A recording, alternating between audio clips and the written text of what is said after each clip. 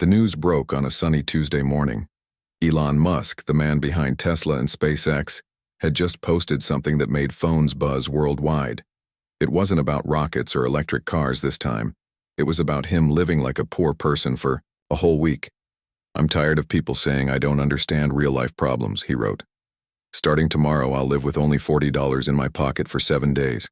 No credit cards, no help from friends, no special treatment." Social media went crazy within minutes. Some people called it a publicity stunt. Others praised his courage, but everyone wanted to see what would happen.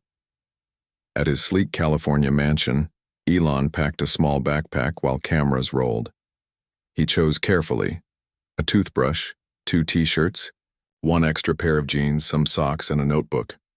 The clothes weren't his usual expensive brands, but items bought from a discount store. He looked different already, wearing faded blue jeans with a small hole near the knee and a plain gray t-shirt that looked like it had been washed too many times. "Are you sure about this?" asked his assistant, holding a tray with Elon's wallet, car keys, and smartphone. "The board members are worried about how this might affect company stock." Elon shrugged. "The companies will survive a week without me. Besides, I've set up everything so nothing major needs my approval while I'm gone." He handed over his luxury watch, replacing it with a cheap plastic one that probably cost less than $5. A news reporter pushed forward with a microphone. "Mr. Musk, critics are saying this is just a way to get attention. What do you say to that?" "Maybe they're right," Elon replied with a half smile. "But I'm still doing it. Sometimes you need to walk in someone else's shoes to understand their journey." His assistant handed him 2 $20 bills. "This is all you'll have for the week?" "That's right. The average person living below the poverty line in America might have about this much left after paying for housing and bills," Elon explained, folding the money into his pocket. "I'm not taking any credit cards or digital payment apps, just cash and a basic prepaid phone with no internet." The prepaid phone looked ancient compared to his usual smartphone. It could make calls and send text messages, but that was about it. No apps, no mobile banking, no quick Google searches for nearby restaurants or cheap hotels. A woman from the crowd shouted, "Why not donate that money to charity instead of playing poor?" Elon looked at her. "I donate millions to charity already. This isn't about the money. It's about understanding what it feels like when you don't have options." His security team looked uncomfortable. "Sir, we can't let you go completely unprotected. You can watch from a distance, but don't interfere unless my life is in danger," Elon instructed. "And don't give me money, food, or any kind of help. I need to figure things out on my own." As the time to leave approached, Elon seemed to grow more serious. The playful spark in his eyes dimmed a little as reality set in. For the next week, he wouldn't sleep in his comfortable bed. He wouldn't eat his favorite foods prepared by his personal chef. He wouldn't have meetings in air-conditioned offices or travel in private jets. "Where will you go first?" someone asked. "Downtown Los Angeles," he answered. "I've chosen a neighborhood with high poverty rates. I'll take public transport to get there." A yellow taxi pulled up to take him to the bus station. Before getting in, Elon turned to the cameras one last time. "I know what you're thinking. Even if I struggle this week, I can go back to my comfortable life afterward. That's true, and it's a privilege many don't have. But maybe by walking this path, even briefly, I can better understand the barriers people face every day." The taxi driver didn't recognize him at first. Elon sat in the back seat looking out the window as they drove away from his mansion. The driver kept glancing in the rearview mirror, trying to figure out why this ordinary-looking guy had so many cameras around him. "You some kind of celebrity?" the driver finally asked. "Not this week," Elon replied. "This week I'm just a regular guy trying to make it day by day." At the bus station, Elon paid the taxi fare, wincing slightly as he handed over nearly a quarter of his weekly budget. He'd never had to think about a taxi fare before, whether it was worth the cost or if he should have found a cheaper way to travel. The station was crowded and noisy. People rushed around with luggage while others slept on benches, all their belongings packed in bags beside them. Elon joined the line for tickets, standing behind a mother trying to calm her crying baby, and in front of an elderly man counting coins from a small plastic bag. When his turn came, He asked for a one-way ticket to downtown Los Angeles. "That'll be $12, said the ticket seller, not looking up. Elon handed over one of his $20 bills. $8 came back, his money already shrinking fast. He stared at the coins and bills in his palm, doing something he'd never needed to do before. Mental math about whether he had enough money left for dinner. The bus wasn't due to leave for another hour. Elon found an empty spot on a bench and sat down, his backpack between his feet. He watched people around him. A group of teenagers sharing earbuds and laughing. A man in a worn suit practicing what sounded like a job interview. Two elderly. Women comparing photos of grandchildren. Nobody recognized him. Without his tailored suits and entourage, he was invisible. Just another face in the crowd. It felt strange but somehow freeing. A small news crew had followed him to the station but kept their distance as promised. Elon ignored them, trying to blend in with everyone else. He took out the prepaid phone and turned it on, realizing he didn't have anyone's number memorized. Who would he call anyway? Everyone he knew would just offer to help, which would defeat the purpose of this experiment. When the bus finally arrived, Elon stood in line to board. The vehicle was old and noisy, with scratched windows and seats patched with duct tape. He found a spot near the back next to a window covered with fingerprints and mysterious stains. The air conditioning barely worked, leaving the space hot and stuffy. As the bus pulled away, heading toward downtown Los Angeles, Elon felt a mix of excitement and anxiety. For years, he'd lived in a bubble of luxury and convenience. Everything had been just a finger snap away. Assistants, drivers, chefs, cleaners. Now he had to figure out the basics on his own. Where would he sleep tonight? What would he eat? How would he make his $28 last for 7 days? These questions had never entered his mind before. The bus drove through changing neighborhoods.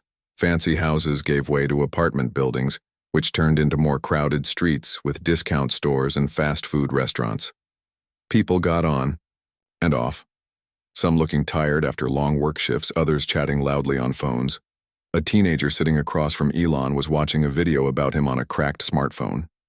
The irony wasn't lost on Elon, who smiled to himself. There he was, the digital version of himself talking about space travel and artificial intelligence, while the real him sat unnoticed on a hot bus with $28 to his name. As the bus approached downtown Los Angeles, Elon looked out at the streets where he would spend the next week.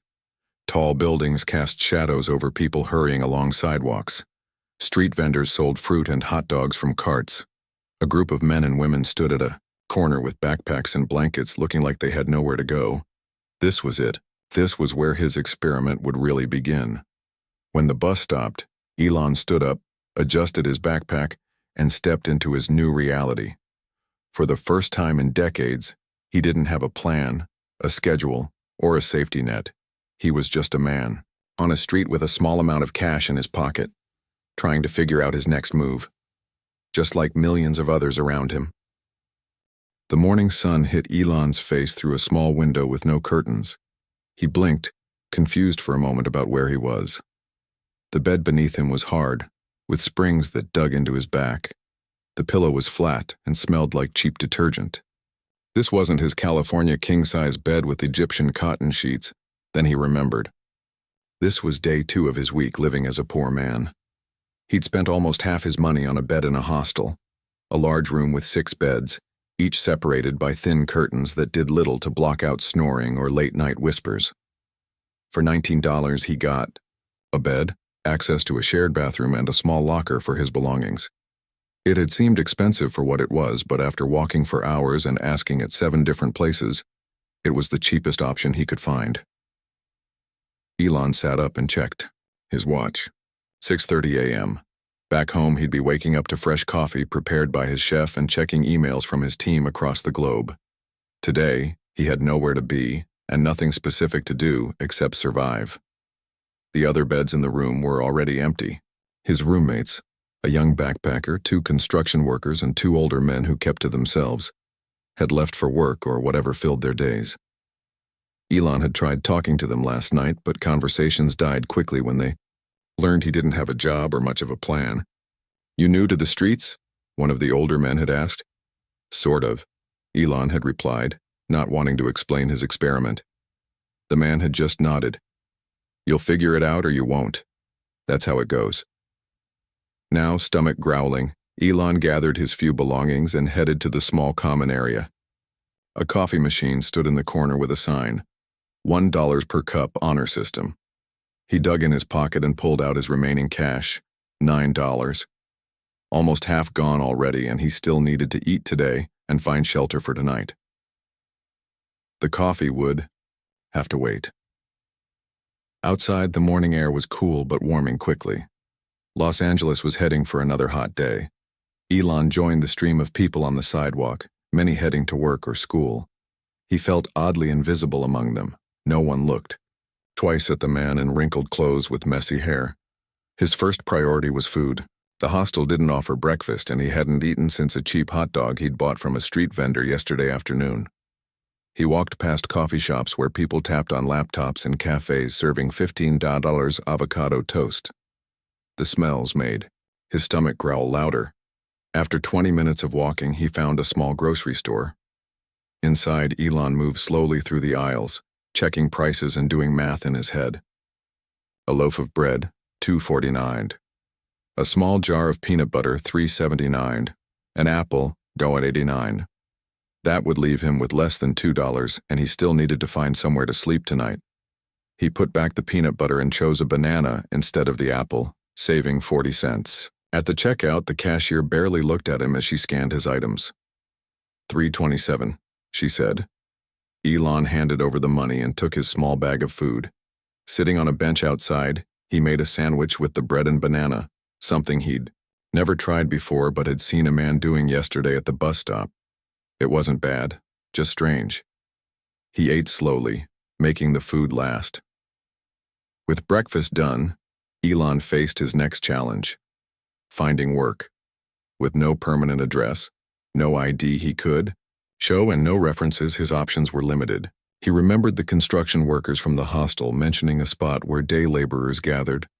Following their directions, he found the place, a parking lot near a home improvement store. About 20 men stood around, some in groups, talking, others alone. When trucks or vans pulled up, the men would rush forward, hoping to be picked for a day's work. Elon joined them, standing awkwardly at first. A man in paint-splattered clothes nodded at him. "First time?" he asked. "That obvious, huh?" Elon replied. "You're clean," the man said. "Too clean. No calluses on your hands either. What can you do?" Elon thought about it. In his real life, he ran companies that built electric cars and rockets. He coded computer programs and designed solar panels. None of that would help him here. "I'm strong," he said finally. "I can lift things. I learn fast." The man laughed. "That's what everyone says. Good luck." 3 hours passed. Elon watched as men were chosen for jobs. Painting, moving furniture, yard work. No one picked him. The sun climbed higher and sweat soaked through his t-shirt. His feet hurt from standing. Worst of all was the feeling of rejection each time someone chose workers and passed him over. By early afternoon, most of the men had found work or given up. Elon's stomach was growling again. He'd eaten half his bread, saving the rest for later. He needed to find another option. Walking through downtown, he spotted a sign in a restaurant window. "Dishwasher needed. Apply inside." Perfect. He went in asking to speak to the manager. The manager, a tired-looking woman in her 40s, eyed him suspiciously. "You have experience washing dishes?" "Yes," Elon lied. "How hard could it be? ID and social security card." "I don't have them with me," he admitted. She shook her head. "Can't hire you without them, it's the law." Back on the street, Elon felt a new emotion, a mix of frustration and helplessness. In his real life, doors opened for him automatically. Here, they slammed shut. As afternoon turned to evening, dark, clouds gathered overhead. The weather report he'd glimpsed on a TV through a shop window warned of heavy rain. Elon counted his money again, 573s, not enough for the hostel. He walked to a public library, hoping to at least sit somewhere warm and dry for a few hours.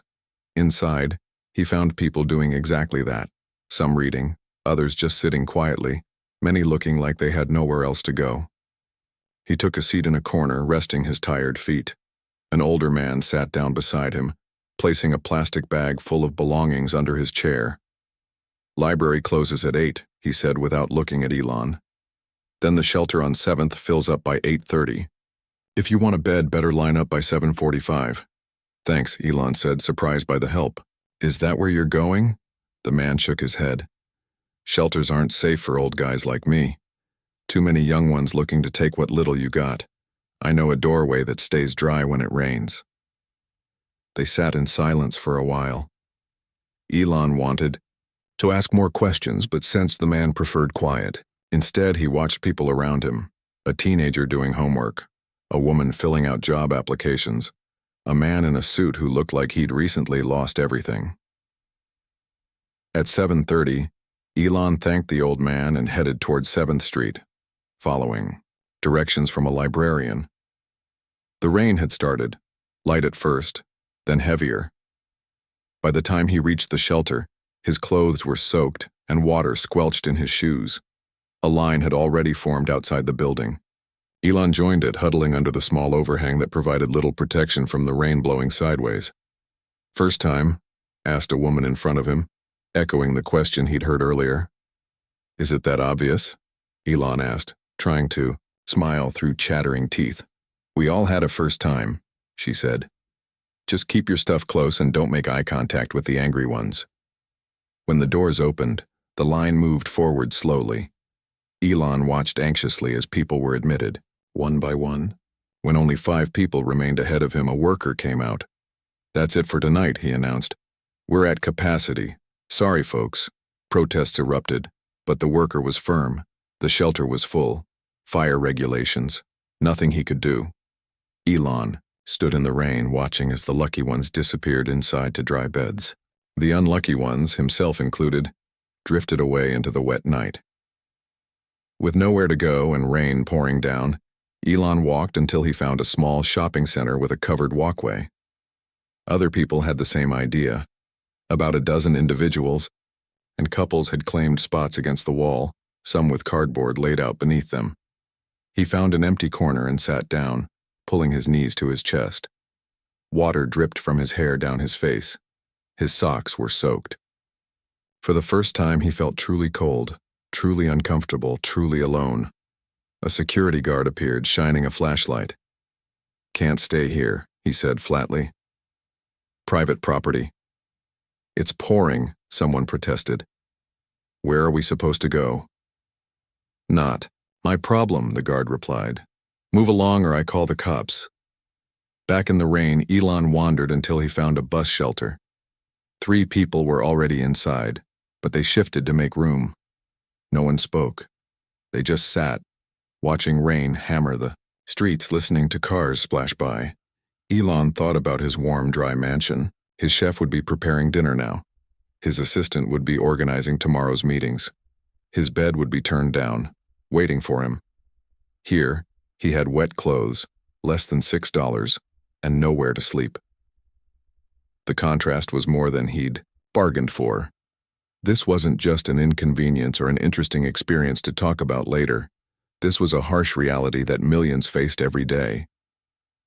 As midnight approached, the rain finally stopped. The others in the shelter had dozed off, heads nodding forward, then jerking up again. Elon couldn't sleep. Everything hurt. His feet from walking, his back from sitting on hard surfaces, his stomach from too little food. Day 2 was ending, and he'd failed at finding work, had almost no money left, and was sleeping in a bus shelter. 5 more days stretched ahead of him. For the first time, he wondered if he could make it. Elon woke with a jolt as someone shook his shoulder. His neck was stiff, his clothes still damp from yesterday's rain. For a moment, he didn't know where he was. "Bus coming," said a gruff voice. "You're in the shelter, remember?" Reality came, flooding back. This was day 3 of his week living as a poor man. He'd spent the night in a bus shelter, huddled with strangers for warmth. The man who'd woken him was already gathering his things. a backpack even more worn than Elon's, and a plastic bag containing what looked like everything he owned. "Thanks," Elon mumbled, his voice hoarse. He checked his watch. 5:47 a.m. "Got anywhere to go?" the man asked. Elon shook his head. "Community center on Oak Street opens at 6. They got bathrooms, sometimes breakfast." The man hesitated, then added, "I'm heading there now if you want to come." 20 minutes later, Elon stood in a line outside a plain brick building with about 30 other people. Most looked like they'd spent the night on the streets. Some talked quietly. Others stared ahead with empty eyes. A few nodded at Elon's companion, who introduced himself as Roy. "First time at Morning Light?" Roy asked. "First time at any place like this," Elon admitted. "They're good people. Don't preach too much, food's decent." The doors opened at 6 sharp. Inside, volunteers directed everyone to tables while others brought out trays with coffee, juice, and bowls of oatmeal topped with brown sugar and raisins. Elon hadn't realized how hungry he was until the food appeared in front of him. He ate slowly, savoring each bite, watching people around him do the same. After breakfast, an announcement. "Showers are open in the back. We have clean towels and some donated clothes if anyone needs them. The job board has been updated with today's listings." Elon joined the line for the showers, grateful for a chance to feel clean again. When his turn came, he stepped into a small stall with cracked tiles and a thin curtain for privacy. The hot water felt like a miracle. He closed his eyes, letting it wash away the grime and aches of the past 2 days. With a clean body and fresh clothes, jeans that were a bit too big, and a faded blue t-shirt that said, "Fun Run 2020, Elon felt almost human again. He made his way to the job board where a small crowd had gathered. Most listings were for day labor, construction, moving, yard work. A few offered longer-term positions, but they required experience Elon didn't have or couldn't prove. One caught his eye. "Recycling center needs sorters, cash daily, no experience necessary." "That one's decent work," said a voice beside him. A man about Elon's age stood there reading the board. He wore glasses held together with tape at one corner. "Hard on the hands, though." "You've done it?" Elon asked. "Last summer." "I'm Raj." He held out his hand. "Elon." They shook hands. "First time looking for day work?" "That obvious?" Raj smiled. "You're reading everything instead of going straight. For what you know, newbies always do that." For the next few minutes, Raj explained which jobs to avoid. The ones promising big money usually didn't pay. Which were legitimate. Government-funded programs always paid but had waiting lists. And which were worth the effort. Recycling was honest work but physically demanding. "What about you?" Elon asked. "What kind of work do you do?" Raj's expression changed. "I was an engineer. Designed cooling systems for computer servers. Had a good job, nice apartment, the whole setup." He pushed his glasses up. "Then I got sick. Really sick. Hospital for weeks. Insurance didn't cover everything. Lost my job because I couldn't work. Couldn't pay rent without a job. You know how it goes." Elon didn't know how it went. Not really, but he nodded anyway. "What about you?" Raj asked. "I'm between things right now," Elon said, not wanting to explain his experiment. "Aren't we all?" Raj replied with a small laugh. "Hey, want to try the recycling place together? It's easier with someone who can watch your stuff while you use the bathroom." An hour later, they stood outside a large warehouse surrounded by mountains of plastic bottles, cardboard, and aluminum cans. A sign at the entrance read, "Workers needed, apply inside." The manager, a heavy-set man with forearms like tree trunks, looked them up and down. "Ever sorted recycling before?" "I have," said Raj. "I haven't," Elon admitted. "But I learn fast." The manager grunted. $10 an hour, cash at the end of the day, work until 4 30-minute lunch break. Start now?" They nodded. "Jose will show you what to do." Jose turned out to be a teenager who'd been working at the center for 3 months. He led them to a conveyor belt where other workers stood, pulling items from a moving river of recyclables. "Plastic bottles here," Jose pointed to a big bin. Cardboard there, aluminum there, anything else goes to the end for manual sorting. Wear these. He handed them each a pair of thick gloves. Trust me, you want them. The work was mind-numbing and physically draining. Hour after hour, Elon grabbed bottles, cans, and cardboard from the belt, tossing them into the right bins. His back ached, his shoulders burned. The noise of machinery made conversation impossible. But there was something satisfying about watching. The bins fill up knowing he was doing something useful. During their lunch break, Elon and Raj sat outside sharing a bag of chips Raj had bought from a vending machine. So, Raj said between bites, what did you do before this? He gestured vaguely at their surroundings. Tech stuff, Elon said, which wasn't exactly a lie. Coding? Hardware? A bit of everything. Started some companies. Raj looked interested.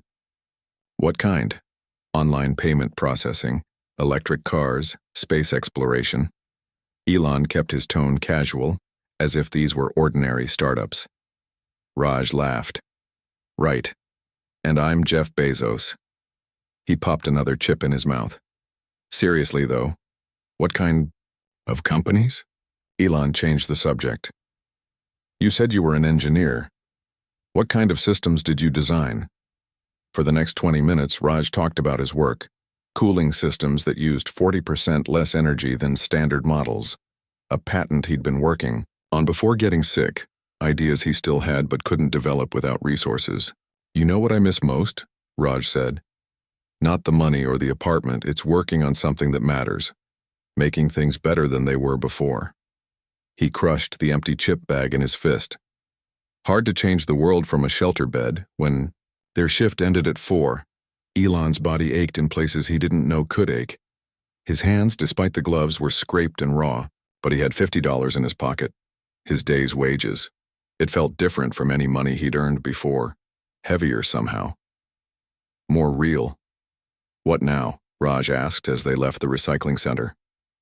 Food, Elon said immediately. I'm starving. They found a small taco stand a few blocks away. Elon ordered 3 tacos and a large horchata, handing over 8 of his hard-earned dollars. The food was better than any 5-star restaurant meal he could remember, or maybe hunger was the best. Seasoning. There's a community dinner at St. Michael's at 6, Raj mentioned between bites. Free food and they don't make you listen to a sermon first like some places. Sounds good to me, Elon said. What about after? Where will you sleep tonight? Raj shrugged. Men's shelter on 10th if there's space. If not. He left the sentence unfinished. They both knew the alternative was another night outside. St. Michael's turned out to be a small church with a basement set up for community meals. Volunteers served pasta, salad, and garlic bread to about 50 people seated at long tables. The atmosphere was surprisingly cheerful. People talked, some laughed, a volunteer played old songs on a piano in the corner. Elon and Raj found seats at a table where a woman was helping a young girl with homework. Nearby, an older man carefully cut his pasta into tiny pieces, his hands shaking slightly. Mind if we join you? Raj asked. The woman looked up and nodded. Please. I'm Lena, and this is my daughter May. May barely glanced up from her notebook, where she was working on what looked like science problems. Elon peered over curiously. That's a tough one, he commented, seeing a question about gravity and orbits. I know, May said with frustration. My teacher says we need to understand this for the science fair, but our textbook doesn't explain it well. Maybe I can help, Elon offered. I know a bit about this stuff. For the next 20 minutes, they ate dinner, Elon explained orbital mechanics in the simplest terms he could, using salt and pepper shakers to demonstrate how objects stay in orbit. May's eyes grew wider as understanding dawned. That makes so much sense, she exclaimed. Are you a scientist? Just someone who likes space, Elon said with a smile. Lena watched them with a mixture of gratitude and sadness. May wants to be an astronaut or a rocket engineer. I tell her she can do it, but she lowered her voice. Schools in our neighborhood don't have good science programs, I work 3 jobs and we still can barely afford rent, let alone special science camps or computers. She's smart, Elon said. Really smart. The way she grasped those concepts so quickly, that's not common. No, Lena said proudly. Just wish I could give her more opportunities. As the evening continued, Elon found himself in conversations with people he would never have met in his regular life. The older man, who introduced himself as Tom, had been a machinist for 40 years before Parkinson's made precision work impossible. A young couple at the next table were both working minimum wage jobs while taking community college classes, hoping for better futures. What struck Elon most wasn't their struggles, though those were real. It was their ideas, their intelligence, their potential, all trapped by circumstances beyond their control.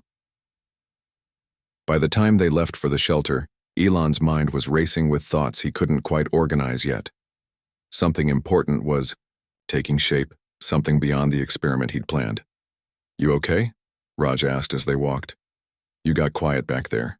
"Just thinking," Elon replied, "about wasted potential, about systems that don't work for everyone, about how many brilliant minds never get a chance to build something amazing." Raj nodded slowly. "Welcome to the real world, my friend. Welcome to the real world." Day 6 dawned gray and cool. Elon woke up on a thin mattress in the corner of the men's shelter, his body aching from days of physical work and nights on hard surfaces. Only one more full day after this, and his experiment would be over. He'd return to his mansion, his companies, his life of privilege. The thought brought less relief than he expected. After a quick breakfast at the shelter, toast and coffee, Elon met Raj outside. Over the past 3 days, they'd fallen into a routine: work at the recycling center during the day, dinner at community kitchens, and conversations that stretched late into the evening. Raj still didn't know who Elon really was, and Elon wanted to keep it that way a little longer. "Morning," Raj said, adjusting his taped glasses. "Ready for another exciting day of trash sorting?" "Actually," Elon said, "I was thinking we could try something else today. Maybe that construction site we passed yesterday, they were looking for day laborers." Raj nodded. "Better pay, harder work. Worth a shot." As they walked toward the construction site, Elon noticed Raj was limping slightly. "You okay?" "Old injury," Raj explained. "Acts up sometimes. Nothing serious." The construction site was buzzing with activity when they arrived. A foreman stood at the entrance, evaluating potential workers with quick, assessing glances. "Need 2 for debris cleanup," he told the gathered men.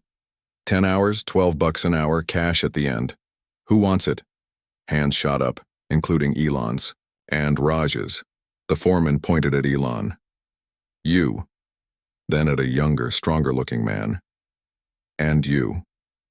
"We're together," Elon said, gesturing to Raj. The foreman shook his head. "Just need 2, and I need strong backs, nothing personal." Elon felt a flare of anger, something he was unaccustomed to controlling. In his normal life, people didn't say no to him. But here he was just another body, and apparently not even the most desirable one. "It's fine," Raj said quietly. "Take the job. I'll try the recycling place again." "You sure? We'll meet at St. Michael's for dinner. Go on." Reluctantly, Elon followed the foreman into the site while Raj turned away. The work was indeed harder than the recycling center, hauling debris, breaking down wooden forms, carrying heavy buckets of material up and down stairs. By lunchtime, Elon's hands were blistered despite work gloves, and his back screamed with each movement. During the lunch break, he sat alone, eating a sandwich he'd bought from a food truck parked near the site. His phone buzzed, the prepaid, one he'd been using all week. A text from Raj. "Got work at recycling again. See you at dinner." Elon smiled, glad his friend had found work for the day. Friend? The word felt strange but right. In less than a week, Raj had become more of a genuine friend than many people Elon had known for years. The afternoon dragged on endlessly. The temperature rose, making the physical labor even more grueling. Elon worked alongside men who did this every day, men whose bodies were hardened by necessity. They barely spoke, saving their energy for the work, but occasionally offered small kindnesses. A water bottle passed without comment, a hand extended to help lift something particularly heavy. By the time the foreman called it a day, Elon was exhausted beyond anything he'd experienced before. His hands trembled as he accepted his pay, $120 in cash, more money than he'd held all week. As he walked toward St. Michael's, Elon realized he'd never been this physically tired, yet his mind felt oddly clear. There was a simplicity to this. Existence, work, eat, sleep, repeat. No board meetings, no investor calls, no decisions affecting thousands of employees. Just the next meal, the next day's work, the next place to sleep.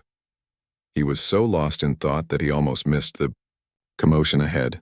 A small crowd had gathered near an alley entrance.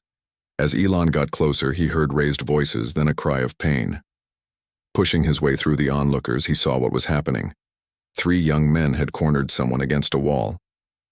From his angle, Elon couldn't see who it was, just that the person was on the ground while the 3 stood over them. "Give us the money," one of the young men demanded. "We saw you get paid." "I don't have anything," came a familiar voice. Raj. Without thinking, Elon stepped forward. "Hey, leave him alone." The 3 turned, surprised by the interruption. For a moment, no one moved. Then the tallest of the group smirked. "Mind your own business, old man, unless you want the same." "I'm making it my business," Elon said, stepping closer. 3 against 1 doesn't seem fair. Later, Elon would remember little of what happened next. Just flashes, rushing forward, a fist connecting with his jaw, the taste of blood, his own fists swinging wildly, falling, getting up again, someone shouting for help, the sound of running feet, then sudden quiet. He found himself sitting on the ground, back against a brick, while Raj beside him. "That was either the bravest or stupidest thing I've ever seen," Raj said, pressing a wadded-up tissue to a cut on Elon's eyebrow. "Probably the second one," Elon admitted, wincing at the pain in his ribs when he tried to laugh. "You okay?" "I think so. You?" Raj nodded. "They got my day's pay, but I'll live." Elon reached into his pocket and pulled out his earnings. "Here, take half." "I can't, please, I insist." After a moment, Raj accepted the money. "Thanks. For this and, for stepping in." "Anyone would have," Elon said. "No." Raj shook his head. "They wouldn't. Most people just watched." They sat in silence for a while, gathering strength to move. Elon's face throbbed, and when he touched his cheek, his fingers came away bloody. His wrist ached sharply when he tried to put weight on it. "We should get you to a clinic," Raj said finally. "That cut needs cleaning and your wrist might be sprained."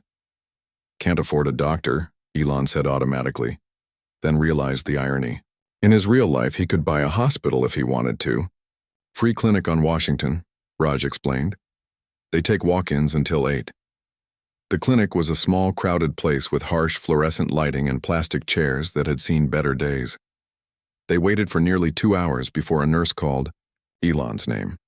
The examination room was barely bigger than a closet. The nurse, a woman with kind eyes and a no-nonsense manner, cleaned the cut on Elon's eyebrow. "This needs a couple of stitches," she said.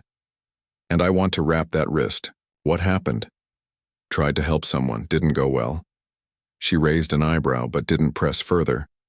As she worked, Elon noticed how efficiently she moved, how carefully she conserved supplies, using exactly what was needed and no more. "You've been doing this a while," he commented. 12 years, she replied, preparing to stitch his cut. "This will sting." Elon barely flinched as the needle went in. "Why here? You could probably work anywhere." The nurse smiled slightly. "Could. Don't. Want to. People here need good care too." She tied off the stitch and cut the thread. "Though some days I wonder if it makes any difference.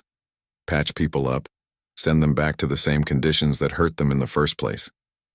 "It makes a difference," Elon said quietly. She looked at him more carefully. "You're new to the streets, aren't you? There's something different about you." Elon didn't answer directly. What would make your work easier? What do you need that you don't have? The question seemed to surprise her. That's a big question. Better funding, more staff, a bigger space. She started wrapping his wrist in an elastic bandage. Equipment that wasn't donated after other clinics decided it was too old to use. Why do you ask? Just curious. She studied him for a moment longer, then something like recognition flickered in her eyes. Wait, I know who you are. Elon tensed. You're that billionaire, aren't you? The one doing the poverty experiment thing. Been all over the news. Does it matter? Elon asked. Depends, she said, securing the bandage with a metal clip. Is this just an interesting story you'll tell at parties, or will it change anything? The question hit harder than the fists that had struck him earlier. Elon had no immediate answer. That's what I thought, she said, not unkindly. Well, you're all set. Take ibuprofen for pain, keep the cut clean, and rest that wrist for a few days. Thank you, Elon said, standing to leave. He hesitated at the door. What's your name? Nina, she replied. Thank you, Nina. You've given me a lot to think about. Outside, Raj was waiting.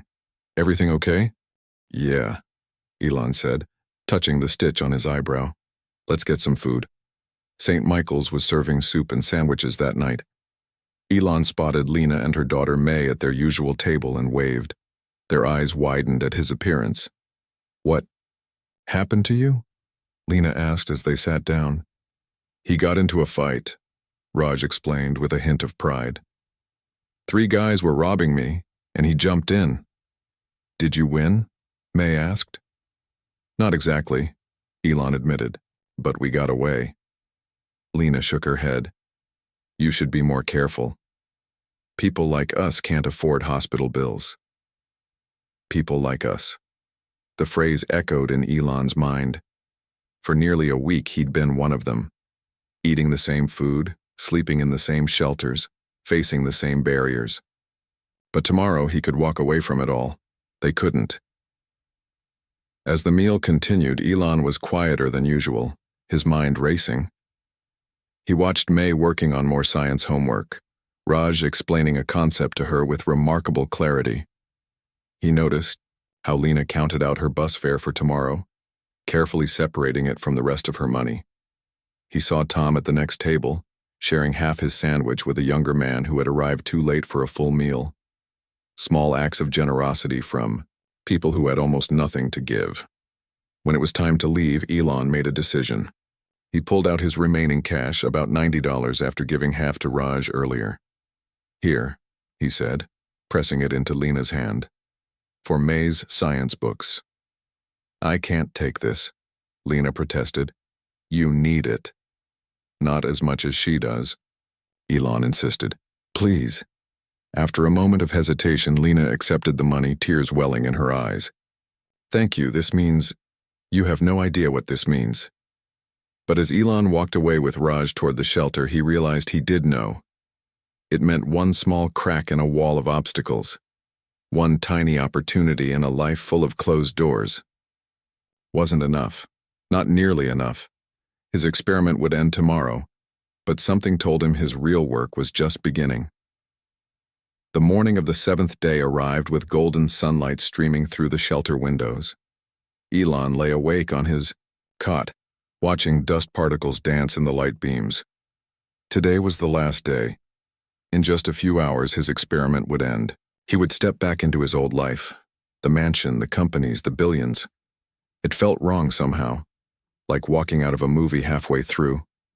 Around him, men were getting up, folding blankets, gathering their few possessions. Raj was already awake, sitting on the edge of his cot, staring at his taped glasses. Big plans for today? Elon asked. Raj shrugged. Same as always. Find work if I can. Eat, sleep, repeat tomorrow. He glanced at Elon. What about you? Going back to the construction site? Elon sat up slowly, wincing at the pain in his ribs. Actually, I need to tell you something. For the next few minutes, Elon explained who he really was and why he'd been living on the streets.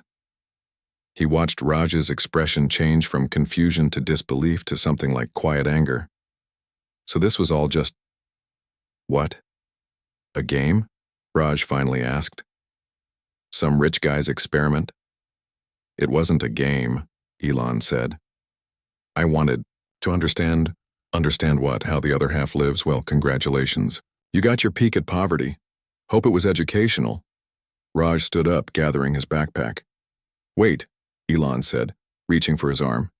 Please, it started that way, yes, but it's become something else. I've seen things I can't unsee. Met people I can't forget.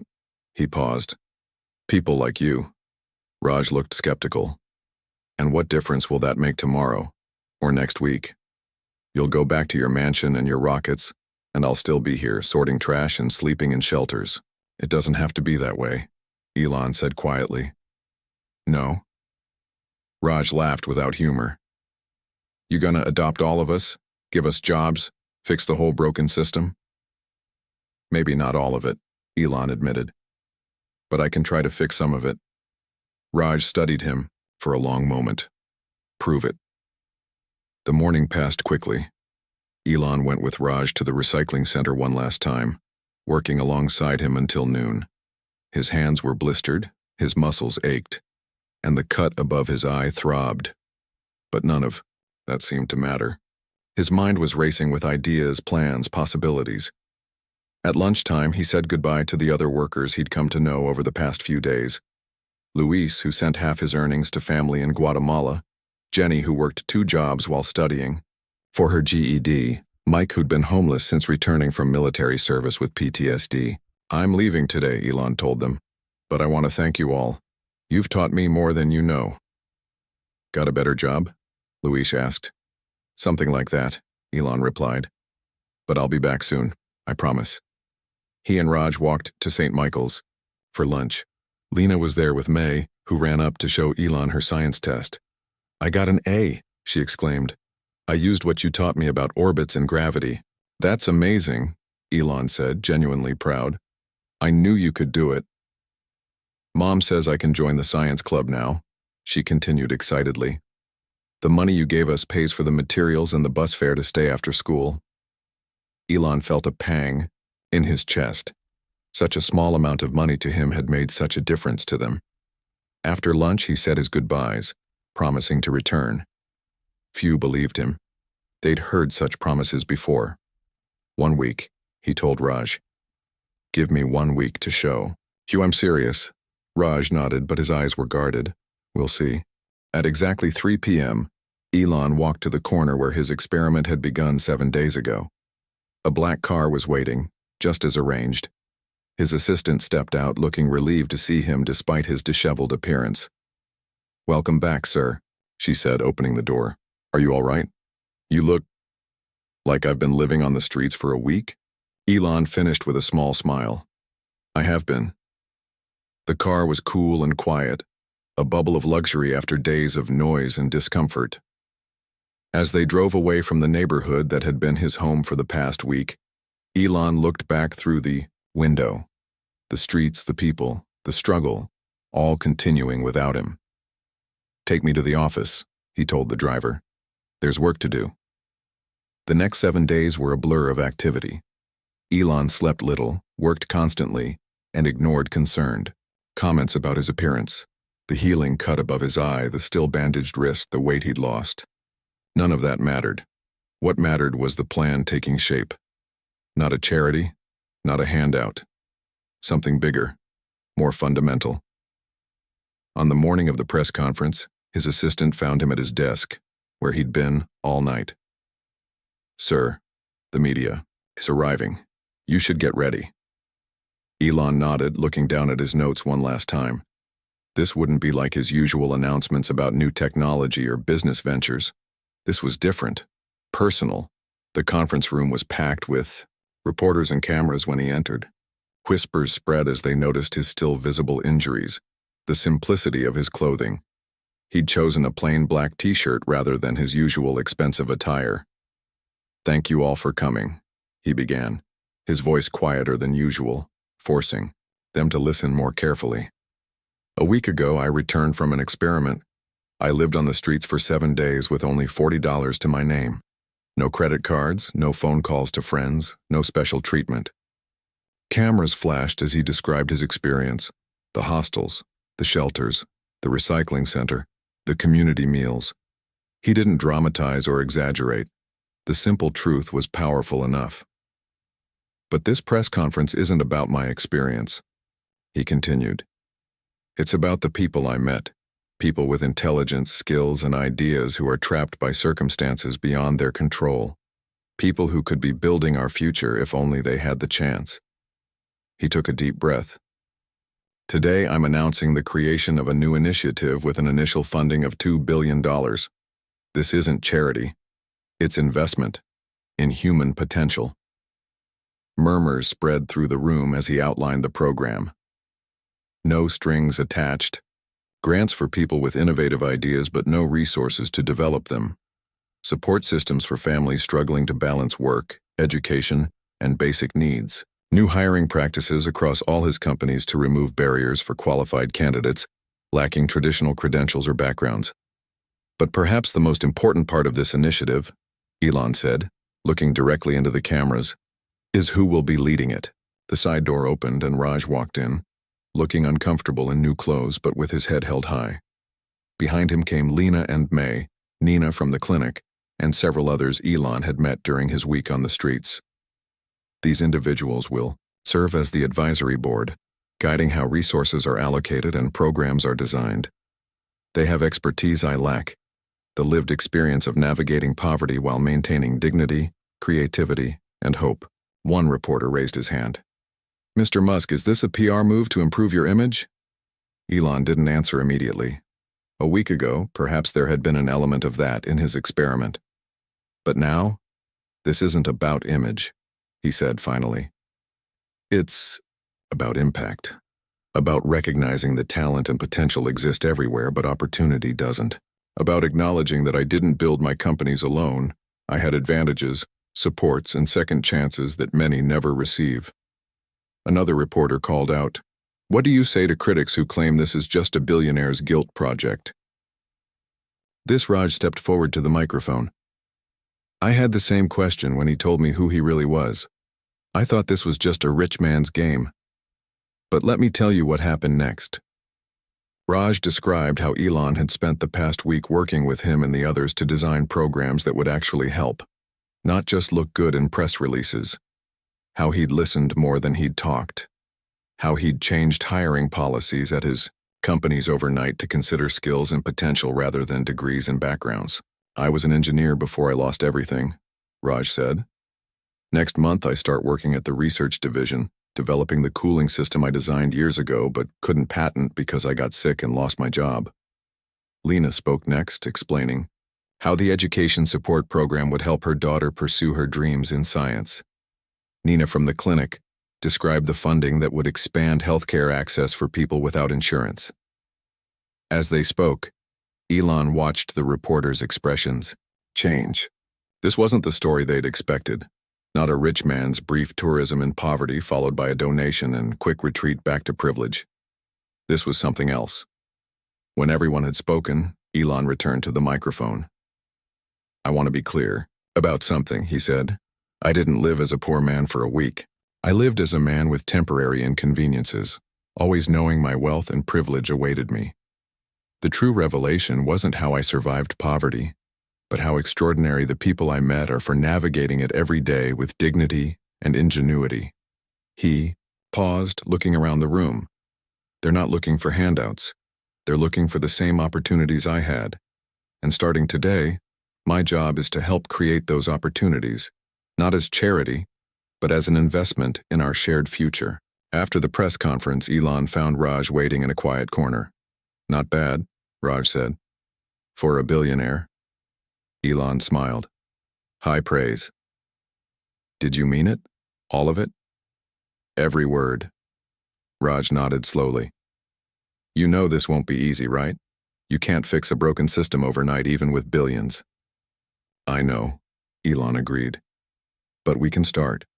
One person at a time, one opportunity at a time. Starting with my cooling system. Starting with your cooling system. They stood in silence for a moment. Two men from different worlds who had somehow found common ground.